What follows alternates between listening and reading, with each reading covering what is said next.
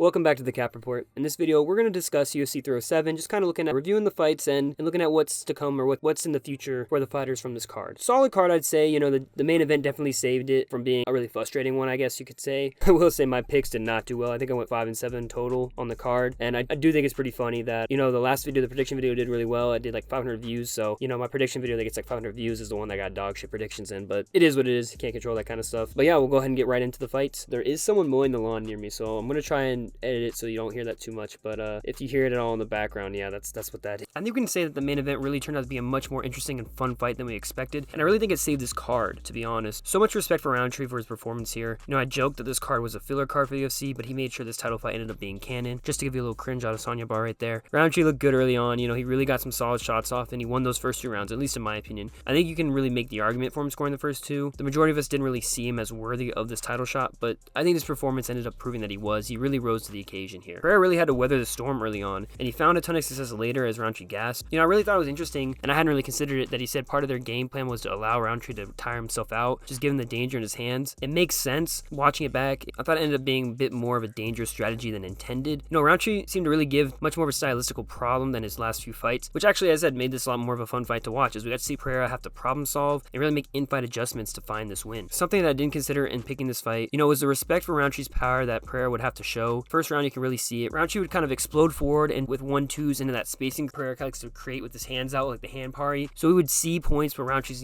fully extended into Pereira's spacing, both arms extended. Watching it back, it feels like the counter opportunities were there if Pereira kind of stands his ground and throws that left hook, not to sound like McGregor here. And there'd be nothing Roundtree could do in those situations. Looking back, I also have to consider it would require Pereira to take whatever Roundtree threw, and I can understand just letting him gas instead to simply just avoid these encounters early on. Why take that extra hit? Why take that unnecessary shot when you can just let him tire himself out and he's not landing anything either? Or he's glancing you, right? And I didn't really consider how quick Roundtree would be in this. He was the quicker man in many moments. It surprised me with Pereira how he continued to throw that naked head kick for a while, and tying into the quickness, it seemed like a bit of an adjustment for Roundtree was that throughout the fight, he started to, as Pereira kind of increasingly threw those kicks, it kind of acted as a trigger point for Roundtree to initiate striking with Pereira. Most notably, it can be seen where he almost dropped, I guess it counts as a drop. I don't know if it was officially scored as a knockdown. He had Pereira on his knees. He landed cleanly as Pereira turned. I think the reaction was a little more off of Pereira's follow through from the kick, and then also just a little bit off balance and not expecting that punch there. Watching it back, it didn't look nearly as bad as in the moment, but I think it has to do with Pereira's aura to an extent at this point. You know what I mean? Like, yes, he's been knocked out by Adesanya at middleweight, but at light heavyweight, he seemed to be untouchable, barring the Blachowicz fight somewhat. It feels like it's impossible to see him in the position where he's knocked down or a guy has him hurt, at least at light heavyweight. And that second round, and in that moment when Roundtree kind of dropped him, you're thinking, oh my god, this, is this the time where it happens? That second round looked closer than I initially thought in my second watch of the fight, but I still think Roundtree won it. I do think it's interesting watching it back because I think you start to see Pereira kind of picking up on the patterns of Roundtree striking a bit. He pressures well in the first round. In the second, I feel you can start to see him kind of combine that jab with the pressure, consistently getting similar responses from Roundtree, countering back with the looping punches. And into round 3, we started seeing Roundtree letting the kicks go more and having success with it. That round was more even than I remembered. It's kind of funny actually, when I was rewatching the third round, towards the middle of the round, I was thinking, was I just coping when I scored it for Pereira the first time? But then the knees came up and I remembered why. In this third round, Pereira really started having success through the middle, landing a number of,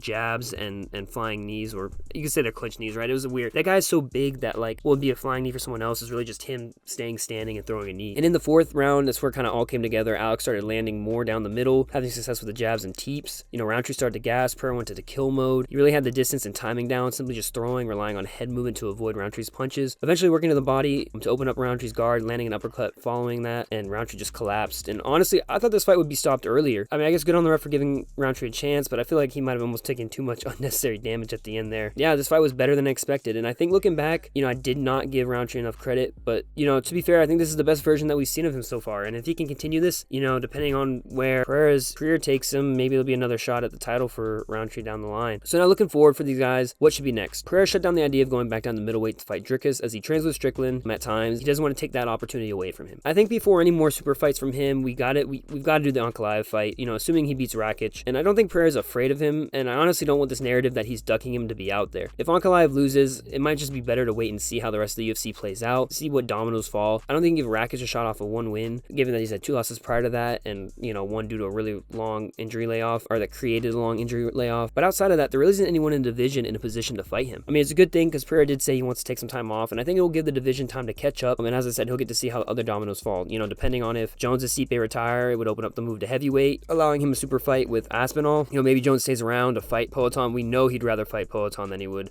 fight his defending interim champion Aspinall. If Strickland does get the rematch and loses the rematch to Dricus, then he'll have that option open again. There's a lot of pathways forward for Pereira right now, but we kind of just have to give time the chance to kind of give us a clearer picture of what's in the future for him. What I'm kind of hoping for is that he defends against Ankalaev, assuming that he wins and the timing's right, that Dricus could defend against Strickland, and depending on the result of Khamzat Whitaker, maybe we'll get to see that Dricus Pereira fight. I think stylistically it's a fascinating fight. If Khamzat wins against Whitaker, we'll have to see Dricus defend against him first probably. But if Whitaker wins, I think depending on the timeline, you could see them doing the Pereira fight first, just because I don't think they're going to do the rematch with Whitaker. He got knocked out pretty soundly. They could. They did let Whitaker have the rematch against Adesanya. I could see them just doing the Pereira fight first for that. And for Roundtree, I think you have to reward him for this performance, right? Obviously, he's going to need a decent amount of time off. I'd give him any top 5 light heavyweight that he wants. They're mainly unbooked. Jamal Hill, Yuri Prohaska, Jan Blachowicz, Volkan Ozdemir, they're all available. Jan wants to fight in December. He's an aging fighter over 40 at this point. That'd be a great name to add to Roundtree's resume. It feels like a fight the UFC would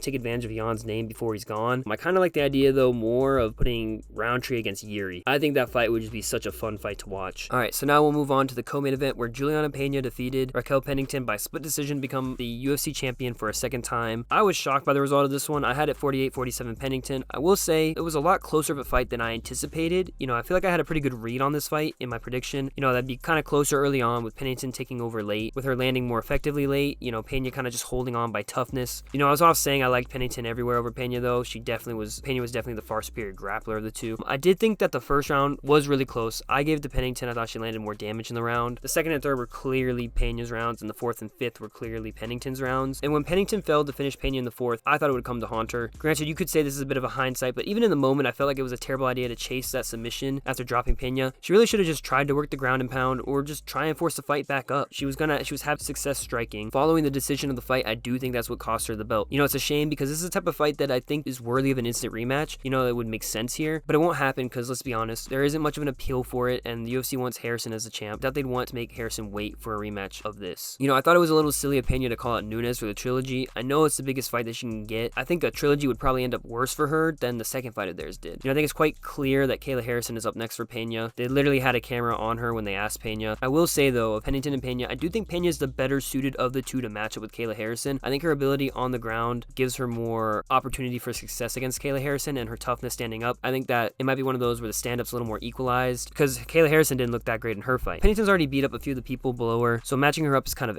she could really take the route of like a lot of former champs and kind of just wait it out a year, and if Pena somehow beats Harrison, let her have the rematch. If not, maybe give her Norma Dumont at 5. Dumont fought in September, so they're kind of on similar timelines. That could just be the move there. We move from one robbery to the next in the feature fight where Mario Batista was given a split decision win over Jose Aldo. Now, this is one of those fights that generally makes you wonder if the judges know their own scoring standards. This one I really felt was robbed from Aldo. Batista won the first, Aldo won the second. It felt pretty clear to me that Aldo won the third. Clearly landed more of the damage. Batista didn't even have effective or controlled grappling. It's genuinely shocking that this fight was given to him for holding Aldo against the cage, especially when the damage in the round wasn't even close enough to resort to considering grappling, as there wasn't any, as I said, notable effective grappling. Failing takedowns and holding an opponent against the cage while doing minimal damage and either not attempting or failing to improve position should have no value in the context of this fight, as there was relevant damage to score. In a case where nothing happens in the round, I get it, but time after time it feels like we're having judges live in the past, in the old scoring, not the current scoring. And I think this is different than something like the Merab O'Malley fight. There were many points where Merab did try to advance position or did continue to throw strikes. I think Merab's fighting against Aldo is more similar to this than Merab versus O'Malley, for example. I think it's very contextual to the fight. Batista was just literally trying to stall out the fight. Shit like this is what I was talking about in my predictions. Why are we wasting Aldo's career on fights like this? We have fleeting time with one of the greatest fighters the sport's ever seen. Why are we wasting it? He was matched up against a lower guy who would do anything to get Aldo's name on his resume because it means so much more. It's just pathetic to me, man.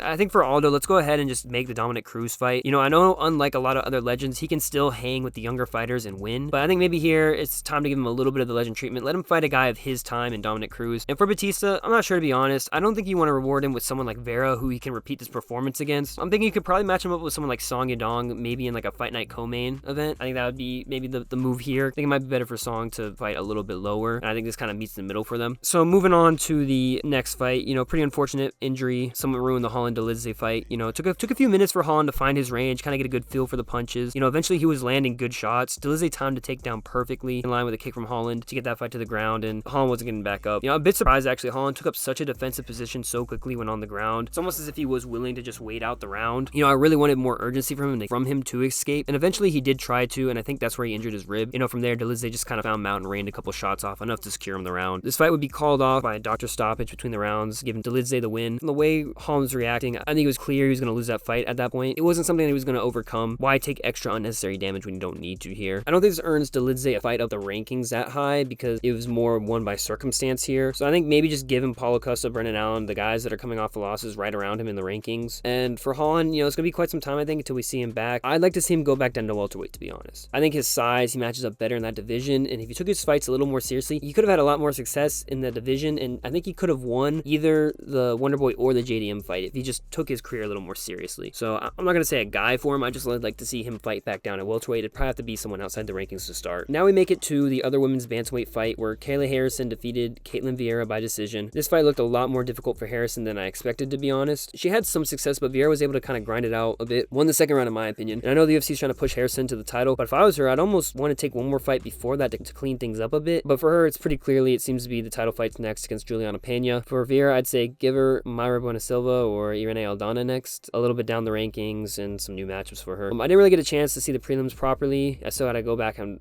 really watch them, but why did they have to do my boy Wonderboy like that? So sad to see, man. He did not have one more in him. But I think following that, you can give Buckley a guy up the rankings. I'm thinking give him Colby Covington. You know, the Ian Gary fight fell through for Colby, and at this point, I mean, actually, his whole career, he's been kind of doing this, but Colby's just sitting on his rank. I think it'd be fair to make him fight down considering that. And for Wonderboy, just give my man a striker. I don't know how many fights he has left at 41. I think it's 41. I'd like to see him go out on a win. I think maybe you just make the Wonderboy versus Michael Venom Page fight. It'd just be a striking masterclass. I think it'd be really fun to see. Maybe you make that like a location, like a fight night location, kind of in an arena type of fight. I think that'd be really cool. And I think that's as far as we'll go down this card. I still have to get to watching a lot of these other fights. So as always, thank you guys for checking out the video. Leave a like and subscribe if you haven't, and then go ahead and just leave a comment. Leave any comments, any thoughts you had down below, be it on the card itself, anything I said, what matchups you would make following this card. And thank you again. I appreciate all 395 of you who have subbed so far. Y'all have a good one. I'm hoping to have another video out sometime this week, probably a matchmaking video. So stay tuned, and y'all have a good one.